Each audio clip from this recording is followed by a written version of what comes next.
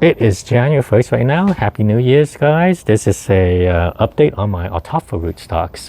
They are some of the largest trees that I have. Here you go. Here's the kind of trunk. This time, maybe I'll go through the details in terms of like the different varieties I grafted here. I did some cleanup within the branches to kind of clear it up, remove some of the dead leaves, kind of open up the branch a little bit. I get a lot of these kind of sooty sticky substance from these glassy wing leaf hoppers that kind of show up on the leaves on the trees on top, and they kind of get everything all kind of awful and sticky and everything. So I do get some of those on this tree, so you can kind of see the black sooty kind of mold from it. So just kind of give you guys an update. The top right there is a non-duck-vine number 4, so two major kind of varieties of it, two non-duck-vine number 4 on the top right there, and then on that side is the California Vermeer. The non-duck-vine number 4 has been blooming for the last 2 months. I did not get a chance to spray, even though I was planning to. I just didn't get a chance. So the last 2 weeks or so it's been like pretty awful. Lots of, even more than 2 weeks, probably the last month, it's been just like a lot of kind of misty, mildew, foggy in the morning, and that ruined a lot of the blossoms already. Fortunately, I got some that set like early December, kind of late November, some that had already set fruits. So at worst, probably I'll get 2 or 3 dozen non-duck-vine fruits. You could see some of the fruitlets already that's hanging on there, and these won't ripen until at best May or so, May or June, the fruits, but we end up eating most of them green. So you can kind of see all those blooms right there. Let me try to get up some picture more blooms. Oh, here it goes. Here's non-duck-vine. It is one of the I want to call it the earliest because this variety blooms multiple times a year. So the blooms started way back in October when it started swelling up and pushing, so I'm in the first day of January now. So you can see the mildew and everything on it. I don't really try. By now it's really kind of late. I don't really even try to save these because it's just way too much spraying, way too much trying to save anything. But the ones that did set fruit earlier, like in before we got into a very kind of awful misty morning, we'll definitely make it as healthy full-size fruits. All right, so let's see, let's take a look at some of these varieties I got here. Kind of cleaned it up a little bit, so it's like a bit more open now. Got removed a lot of the old leaves, so let's see what I got here. This is June's Kia Vermeer. I got a coconut cream that's barely holding on right there. Let's see. Here's a little gem right here.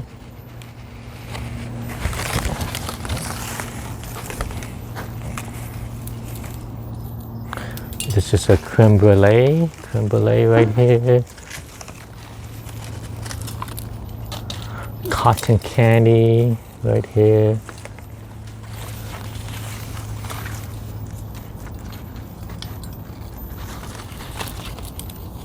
This is a sunrise.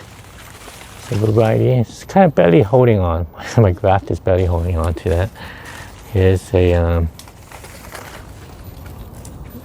let's see what else I got here.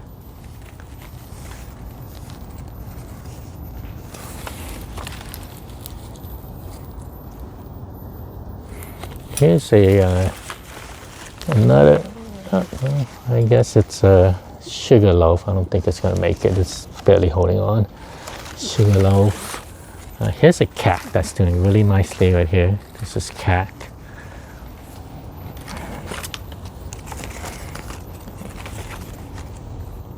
Here's a Dupree Saigon.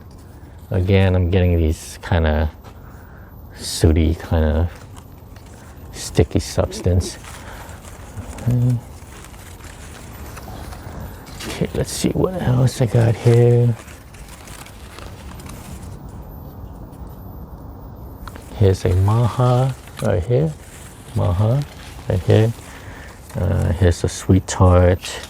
Here's a Cambodian variety called Kyochen. It's been slow growing, so I'll probably try to harvest some scions on this and kind of dedicate an entire branch to it or so. Here's another sweet tart right here. This one, I don't know what's wrong with the leaves. Not sure if this is a disease or whatnot, but this is a Thai green eating variety that's sweet. Unfortunately, I don't know the name, lost it decades ago. Let's see what else I got here. Here's a curry right here. It's doing really well.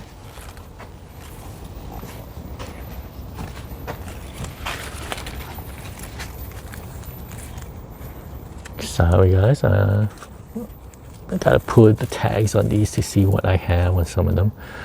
Here's a Benet Alfonso, right here, behind the curry. That's a Benet Alfonso.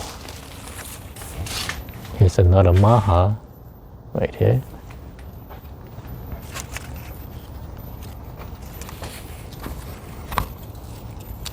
Peach cobbler, back right here. Peach cobbler right there. Let's keep on going. Let's see.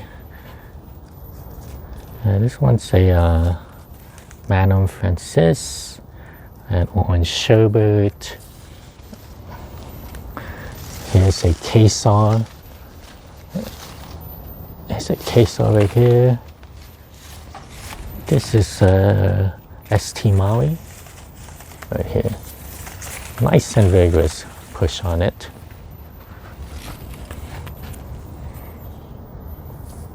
Pineapple Pleasure right here. Pineapple Pleasure, this weeping one. I don't know what ate the leaves. Okay, got some few grafts right here of Maha and orange sherbet. And then come spring, I'll probably open up. I'm going to cut that on the top and kind of open up this to sunlight and growth come spring. Okay guys, so that is the first rootstock. Here's the second rootstock. Just been calling it tree number 2. So lots of things going on here. In the past, the right side was mostly California Rumit, and the left side was Laverne Manila. We like it green, so that's why it was grafted on here. The rootstock itself is an Ataulfo rootstock, but we grafted a Laverne Manila seedling onto here to eat the fruits green. Lots of those limbs are kind of dwindling down as I add more grafts to that side, but the California Rumit still pretty much full on this side. Okay, let's take a look at what we have here. Let's see, there's some major grafts that I have. So this huge section here is Super Julie. Have not really got a healthy kind of full-size fruit or one that's ripened properly yet. So this year in terms of 2025, I'm hoping to kind of do a better job managing the blooms on it. Managing the blooms, getting it to set and so forth. So that's one large limb right here. It's huge. It's a big grafted branch here. And this right here is the Maha Chinook. Really nice. Oh, I will probably end up picking this right after this video. This one's color breaking. This one's probably ready too. And I am more excited than anything because I got a M4 graft here, and it just kind of like branched out like crazy. I don't know what happened or why it branched out that much, but that's an M4 graft, and it's getting this whole branch practically to itself. So we'll see what happens. Very excited about that one. Okay, let's see. I think I have some smaller grafts inside that hasn't really done much. Like this is a coconut cream. Here's a sweet tart. Probably not gonna really grow much unless I kind of really cut back some of the other varieties. This one's right here, a pickering, right here. Okay, so that's about it on this. The maha is one of the only two fruits I have left of any fruits on this tree. You know, right now there's only two mahas and a bunch of little gem left. Not on this tree, but the little gems on a different tree. But the two mahas is pretty much only fruits left on this tree, and everything's beginning to swell, and hopefully everything's beginning to swell, so it's probably going to end up blooming.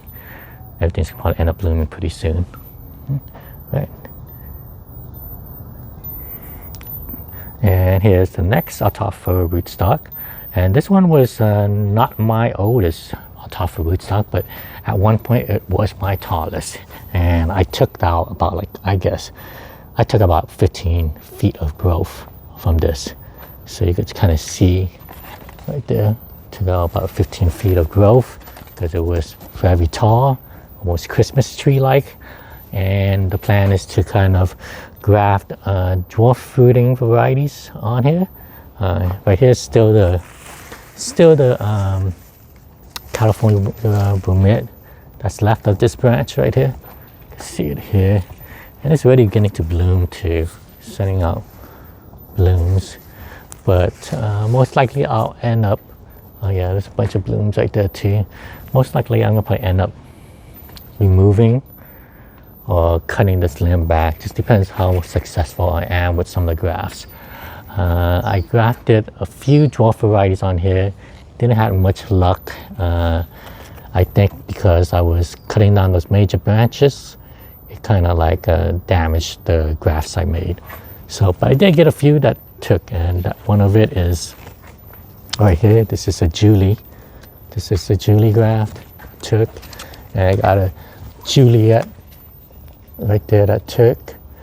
And there's a lot of these new flushes right here, which I'm going to be grafting all dwarf varieties on here. You know, the plan is to kind of get an Amon Passan on here, a dwarf Hawaiian, you know, maybe a pickering, just everything that is slower growing on this tree, just so those varieties don't compete and outgrow each other. That's the plan on this one. So that's the plan for 2025, this summer. We'll see how it goes.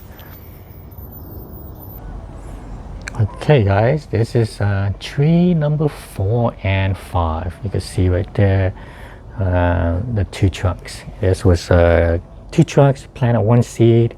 There's a poly, you know, since Ataulfo is polyembryonic, that's kind of what we got there. It's one of those where I did not separate them. I just kind of put both of them in the ground.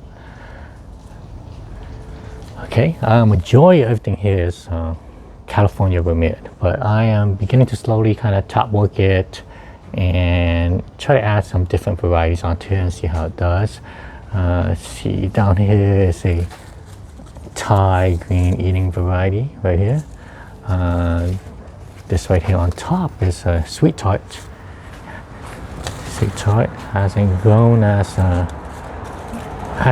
as vigorously just because there's so much other branches kind of overhead on it. Here's a cotton candy. Cotton candy. I'm surprised how thick these stems got on cotton candy.